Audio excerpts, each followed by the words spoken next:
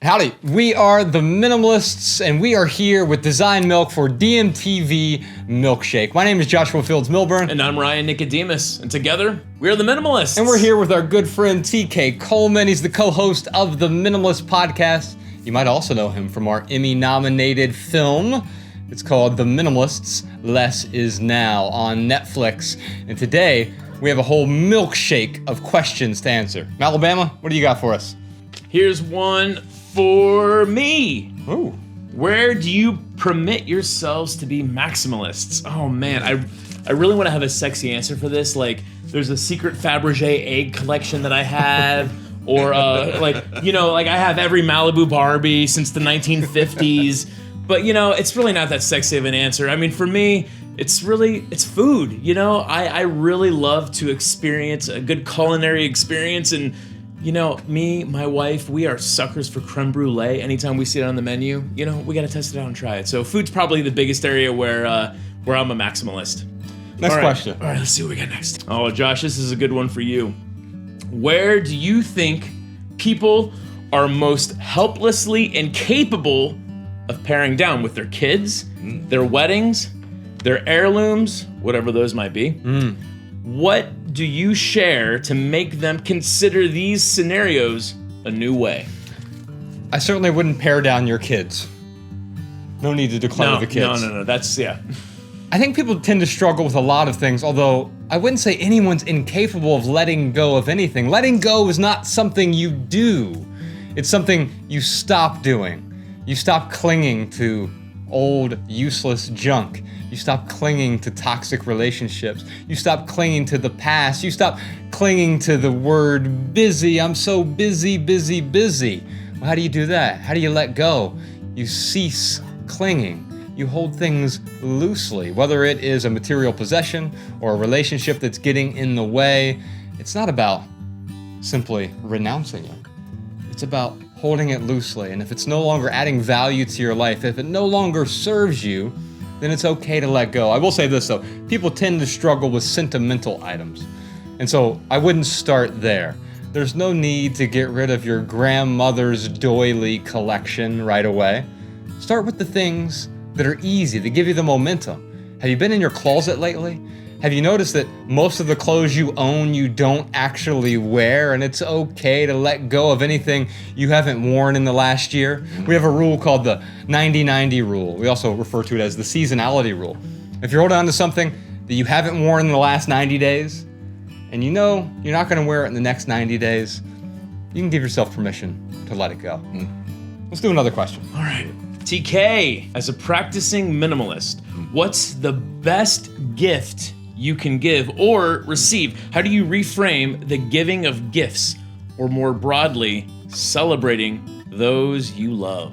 Oh, wow, that's a lot. Well, the best gift that I can give is the opportunity to help another human being feel seen, heard, appreciated, validated in a way that matters to them. That's what really matters, right?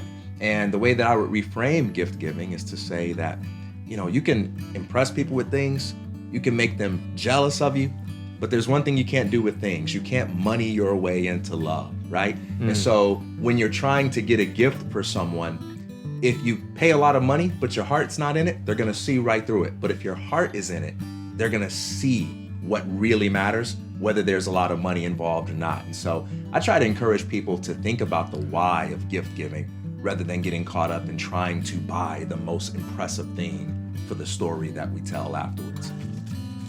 Oh, TK, this one's for you too. Oh man, back to back. Is minimalism ultimately an organizational strategy or a philosophical movement?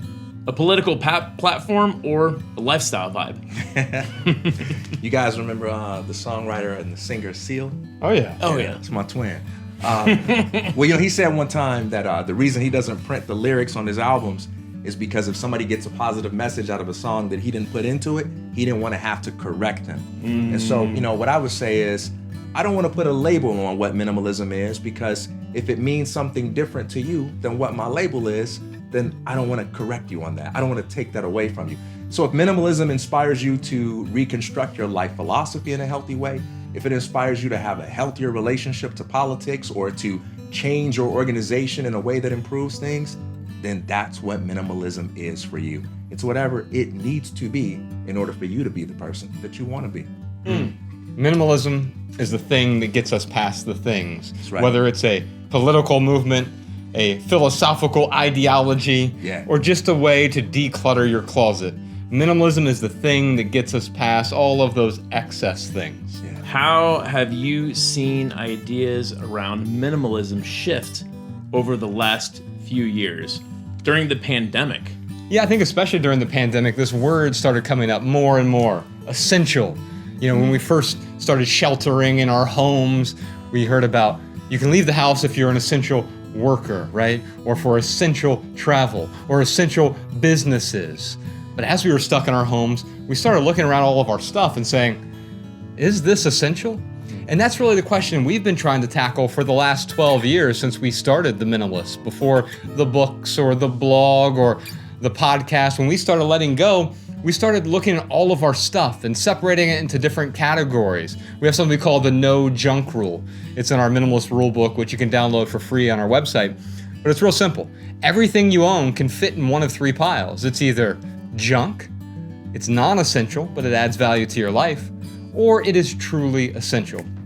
Essential items like our homes, you know, everyone has to have a place to live, or transportation, food, clothing.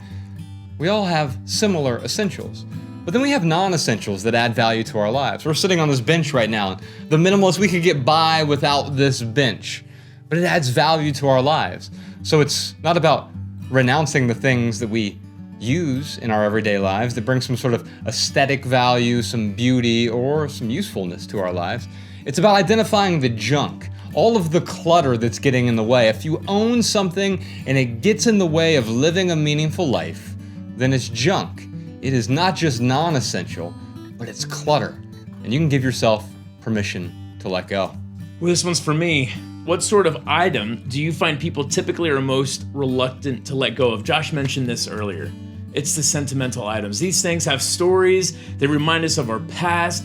There are things that we want to hold on to because we want to relive whatever experience that thing reminds us of. But here's the beautiful thing, is if you have something that's sentimental, you can take a picture of it and you can look at it later. You don't have to own it to own the memory. The memories don't live in our things, they live inside us. So yeah, the sentimental items by far is probably the hardest thing that I've seen people have to let go of. Last question. Let's do it. What's the most ambitious to-do on your list? Well, I don't have a to-do list. I have a today list. And so I put things on my list if they're worth doing today. If not, I have a second list. It's called a someday list. And I'll dump it onto that someday list. And occasionally I'll go onto that someday list and I'll just go in and delete all the things that are no longer compelling. The problem with the to-do list is it's never ending and it's ever expanding and it's overwhelming and it produces anxiety.